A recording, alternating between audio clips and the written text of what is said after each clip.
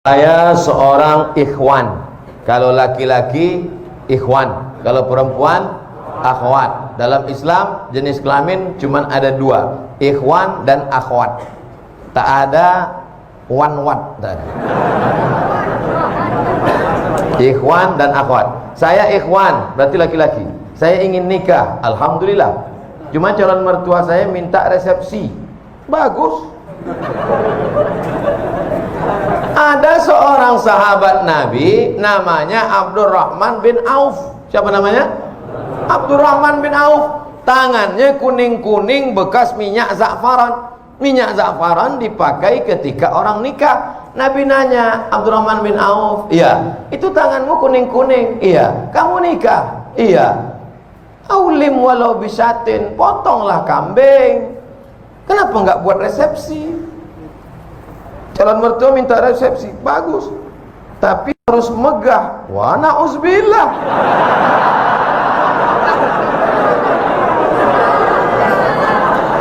Aulim walau bisatin, buatlah kenduri walaupun hanya motong seekor kambing. Seekor kambing di Arab itu artinya ngundang 10 orang.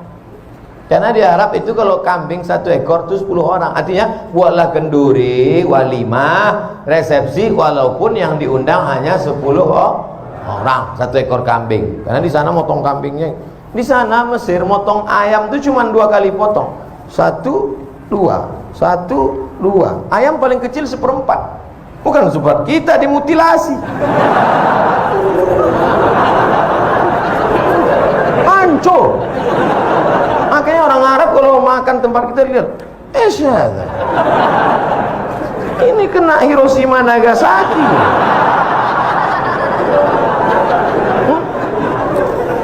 Wahai ibu-ibu yang berada di bawah, saya minta malam tahun baru hijrah ini hanya 1 permintaanku, Bu, turunkan harga mahar. Takbir. Takbir. Ketahuan tak bermodal. Yang penting anakmu menikah dengan laki-laki yang soleh-soleh ini, soleh. Aku bersaksi di hadapan Allah bahwa yang ada di hadapanku ini adalah pemuda yang soleh-soleh. Mereka sudah mau datang ke masjid, sholat berjamaah, meninggalkan segala macam aktivitas malam ini. Tiba-tiba datang dia meminang anak gadismu dengan cara yang baik. Bapak, saya mau hubungan ini tidak hanya sekedar pertemanan, tapi ingin lebih dekat, mau minang. Apa nanti datang-datang sini? Naik apa tadi kemari? Naik Grab, Pak. Pulang.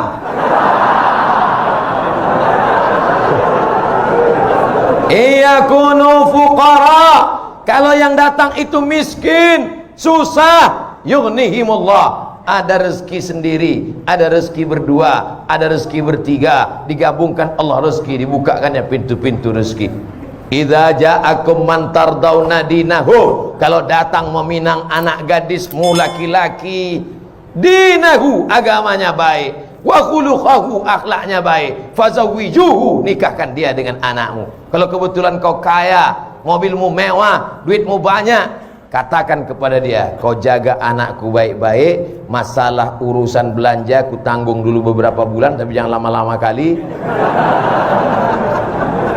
Sementara Allah bukakan pintu rezeki untukmu. Tapi kalau kau macam-macam sama anakku, ku habisi kau nanti.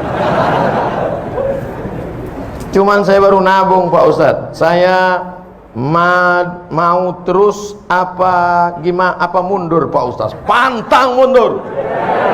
Lanjutkan. Jangan mundur. Jangan mundur. Setapak pun kau jangan mundur. Allah bersamamu. Minjam uang, Pak Ustadz? Enggak ada.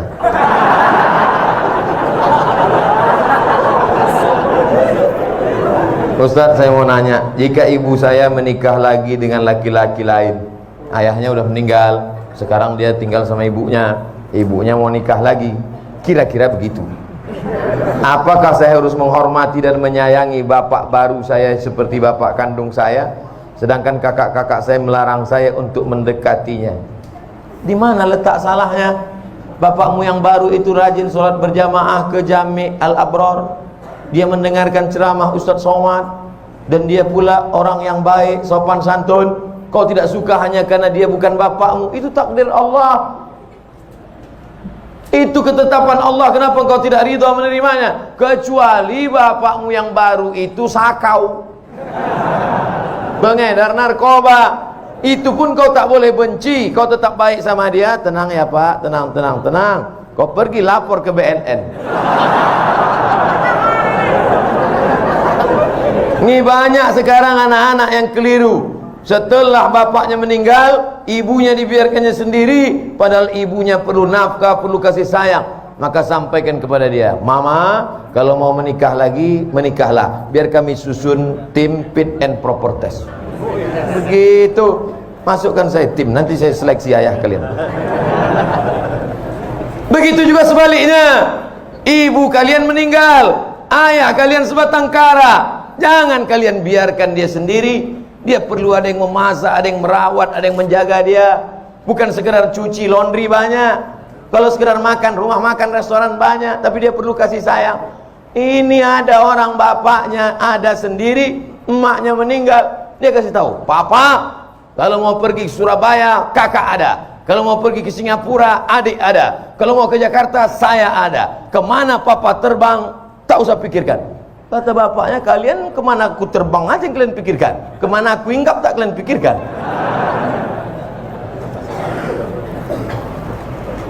Saya ingin nanya, saya punya saudara. Di saat orang tua kami belum meninggal, sudah meninggalkan wasiat dalam warisan.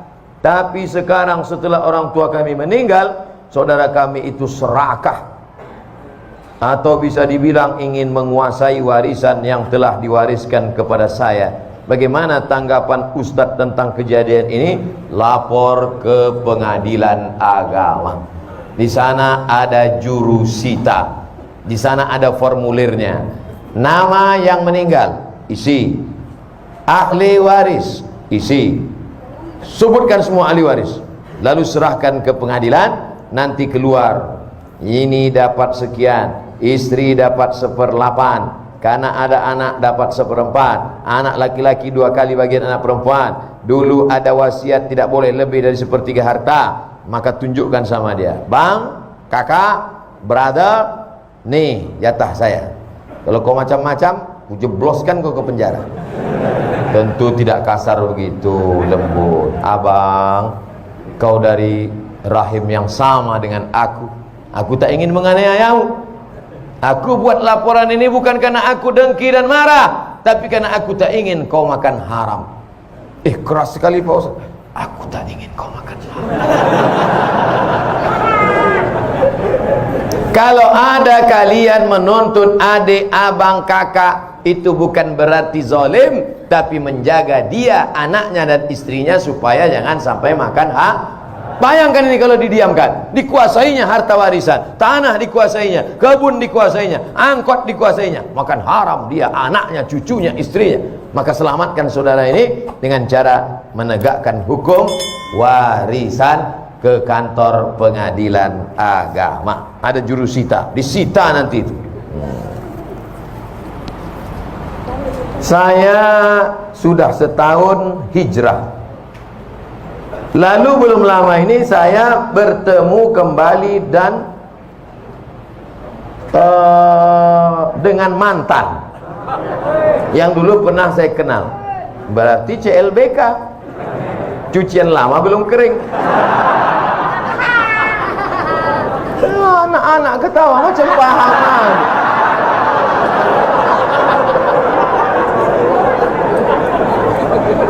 Dan saya melakukan maksiat, astagfirullah. Dulu saat ini saya berusaha untuk kembali meningkatkan iman saya, tapi rasanya sangat berat ujiannya. Apakah saya termasuk munafik Pak Ustadz? Kau terjerumus dalam dosa, maka yang pertama dilakukan adalah taubat nasuha. Mandi taubat, sholat sunat taubat, habis itu istighfar. Namin muslimin yudhinibu dzamban, kalau ada orang silap, khilaf, salah, terjerumus dalam dosa, tsumma yatatahhar, mandi taubat, tsumma yusalli rak'ataini, salat sunat taubat 2 rakaat, tsumma yastaghfirullah, minta ampun kepada Allah. Astaghfirullah Rabbal baraya, astaghfirullah minal khataya. Setelah sholat istighfar, lalu kemudian buka HP, cari nama dia, delete, update status, mohon maaf untuk sementara kita tak usah jumpa dulu setan.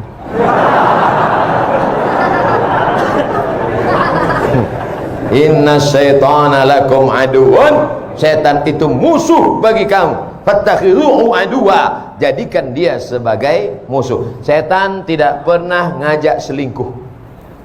Pernah tak setan ngajak? Ayo selingkuh. Tidak. Setan mengajak dari langkah pertama.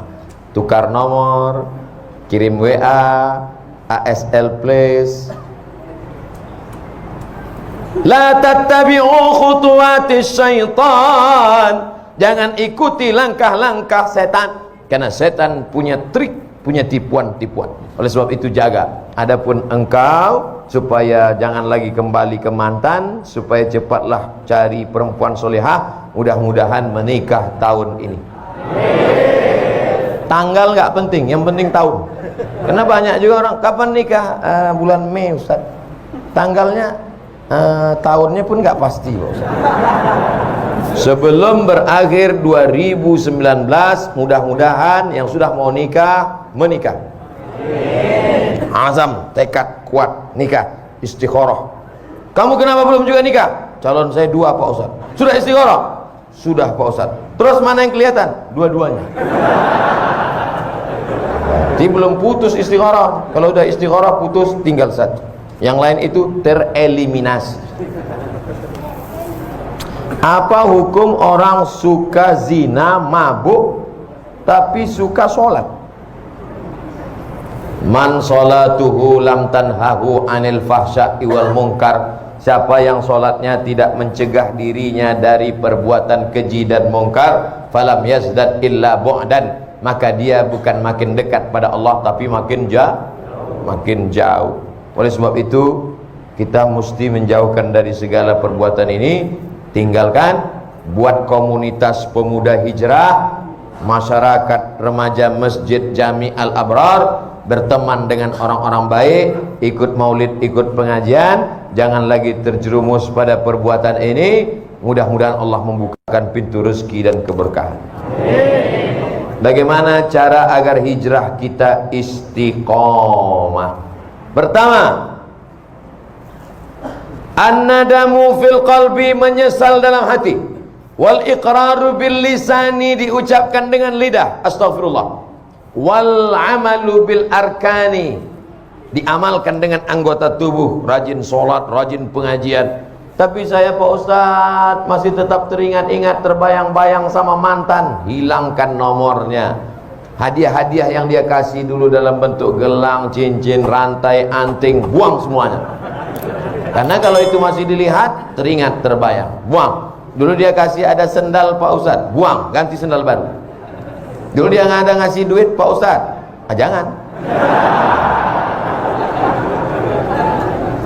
Tempat-tempat yang pernah dikunjungi bersama, kebun, mal, hindari. Segala yang mengingatkan dia, minta pada Allah, ya Allah, lumpuhkan otakku agar tidak mengingat dia kembali. Na'udzubillah, lumpuh betulan. Hilang semua hafalan-hafalan Quran. Supaya hanya berzikir. Walladzina idza fa'alu fahishatan, kalau ada terlintas di pikiran macam-macam, au zalamu anfusahum, kalau dia menganiaya dirinya, zakarullah, istighfar. Jadi yang pertama, taubat nasuha dengan syarat dan ketentuan berlaku. Yang kedua, menggabungkan diri dengan komunitas hijrah. Bapak-bapak yang sudah hijrah, komunitas. Anak-anak muda yang hijrah, komunitas. Anak-anak belum ada dosa lagi. Kalian belum ada dosa, belum akil balik. Kalau mau ribut, ributlah sekarang.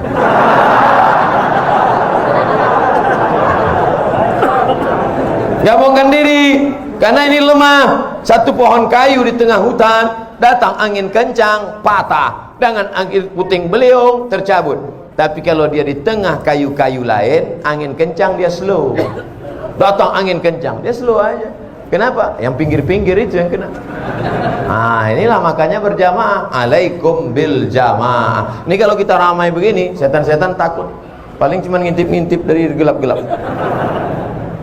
Makanya hari raya kurban, Idul Fitri, Idul Adha ramai. Untuk apa? Untuk menguatkan. Ini malam ini tabligh akbar nih ramai begini. Wah, yang selama ini imannya down, melihat orang ramai bangkit lagi. Takbir. Bangkit dia. Begitu nanti pulang sendirian, low back. Makanya harus terus pulang tidur. Besok jamaah subuh.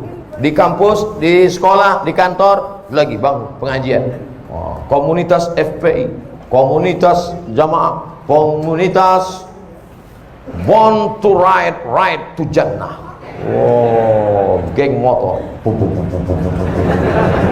Kap 70. Mantap. Touring. Mana-mana. Touringnya bukan tanggung, 6 jam. Di bengkel 4 jam. Enggak apa-apa. Yang penting kebersamaannya, bro. Bukan yang kau kendarai, bukan tujuannya, tapi ada kebersamaan. Pas lagi naik, kawan dorong di belakang. Betul, yang penting kebersamaan. Kata kawan di belakang, aku udah mau mampus, kau yang enak.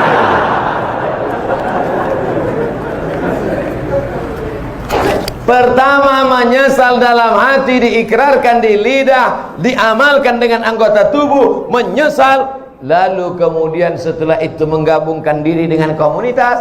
Yang ketiga, sering-sering ziarah kubur dan ngelihat orang sakit.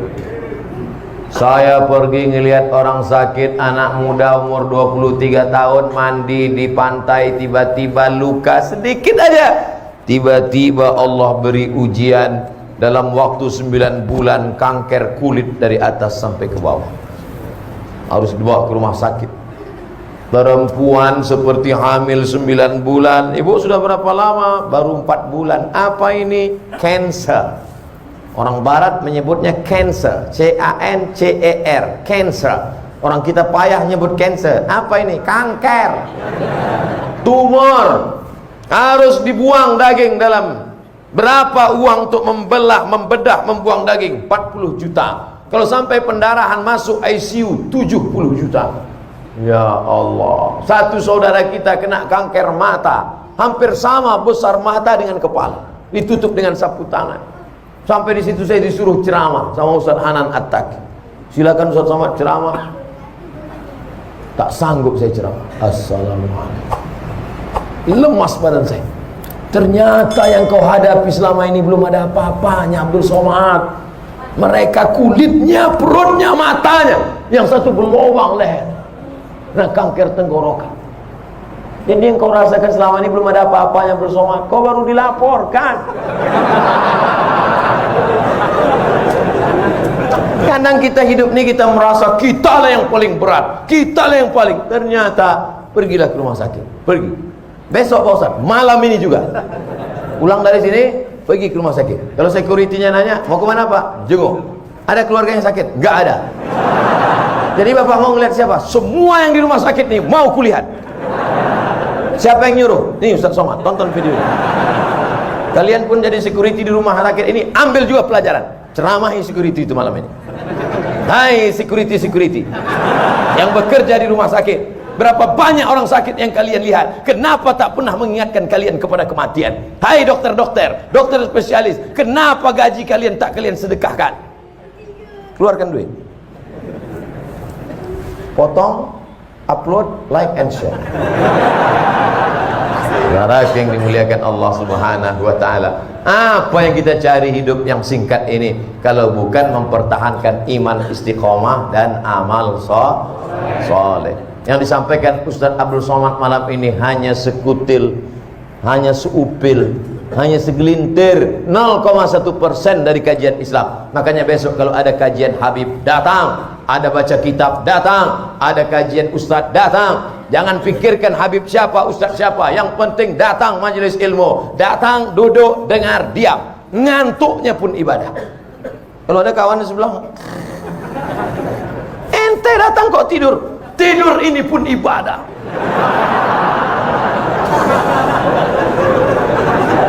Masya Allah, tabarakallah. Untuk mengharapkan keberkahan dari Allah Subhanahu wa ta'ala, mari kita sama-sama berdoa dengan kemuliaan surat Al-Fatihah.